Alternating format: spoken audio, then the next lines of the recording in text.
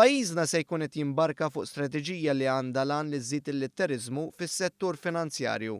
Sostna dan il-Prim Ministru Joseph Muscat meta kienet jindirizza konferenza dwar il-kreditu organizzata mill-Assoċjazzjoni Maltija għall-Amministrar tal-Kreditu. Il-Prim Ministru spjega kif iċ-ċittadin għandu jkun iżjed marraf bil-prinċipji li tħadnu fis-settur finanzjarju li jolqot lil kulħadd.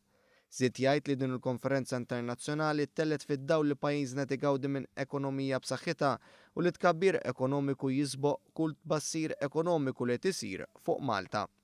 Meta ġie biex jitkellem dwar l-Amministrar tal-Kreditu, Joseph Muscat irrefera d-direttiva ta' pagamenti li jsiru tard. Saħaq li s-settur privat jiġi penalizzat meta jagħmel tranzizzjonijiet tard, iżda sa issa l-awtoritajiet Maltin jinsabu l-fuq minn din id-direttiva. Muscat qal il-Gvern irid ikun ta' eżempju tajjeb u għalhekk irid ikun minn ta' quddiem li jesiġi li din id-direttiva tapplika wkoll għall istituzzjonijiet fih dan l-amministrazzjoni pubblika. Il-Prim Ministru riafferma l-politika tal-Gvern favur in-negozji u semma numru ta' inizjattivi li saru f'dawn l-aħħar 3 snin biex jixpruna aktar investiment.